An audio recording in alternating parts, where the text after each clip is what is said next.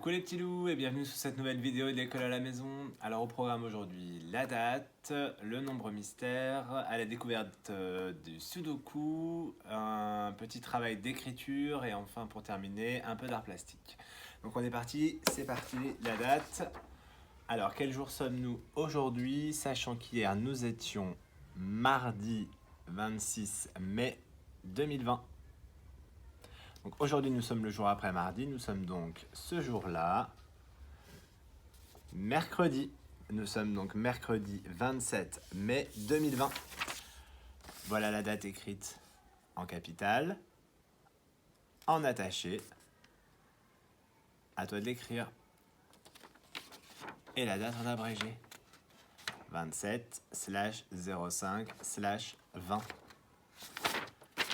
Le nombre mystère d'hier, je vous avais demandé de partir du nombre 31 et de reculer de 10. Donc, si je recule de 10, 1, 2, 3, 4, 5, 6, 7, 8, 9, 10. On arrive donc au nombre 21. Je pouvais aussi voir que reculer de 10, c'était enlever une dizaine et donc c'était remonter d'une ligne. Et donc j'arrive au nombre 21.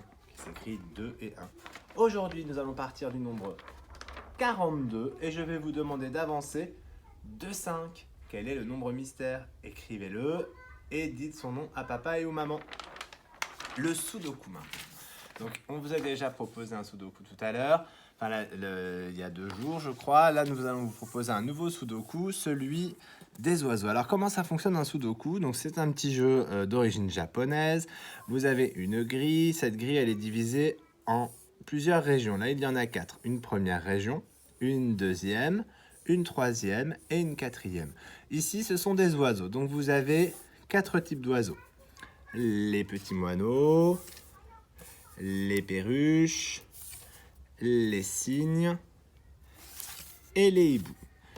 Dans chaque région, il doit y avoir forcément un type d'oiseau. Dans chaque colonne, vous devez avoir un oiseau différent. Dans chaque ligne, vous devez avoir également un oiseau différent. Donc par exemple, je ne peux pas placer ma perruche ici, même si dans la région il n'y en a pas, parce que dans cette colonne, il y a 2 perruches. Ça ne fonctionne pas. Je pourrais par exemple la mettre ici. Il n'y a pas de perruche dans la ligne, il n'y a pas de perruche dans la colonne. Et puis après, j'essaye. Donc à vous d'agencer les oiseaux. Et une fois que vous êtes sûr de vous, vous collez. Voilà pour le sudoku. Maintenant, un petit travail d'écriture. Donc voilà cette illustration qui est tirée donc, de la grande vague. Donc vous allez devoir l'imprimer. Si vous n'avez pas d'imprimante à la maison, les enfants essaient de reproduire cette image du mieux possible. Donc en faisant une tortue, un poisson avec un petit garçon sur son dos, quelques algues, vous faites la mer, etc. Et ensuite, on va vous demander d'écrire une phrase, d'inventer une phrase pour raconter un petit peu ce que vous voyez, ce qu'il y a sur l'illustration, quel est le moment de cette histoire, et puis de l'écrire en attaché. Voilà. Et enfin, pour terminer, un peu d'art plastique. Donc là, ce sont des propositions faites par Géraldine.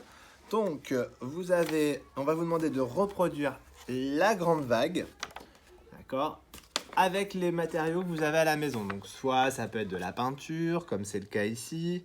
Donc, Géraldine, elle a même choisi de rajouter le Mont Fujiu.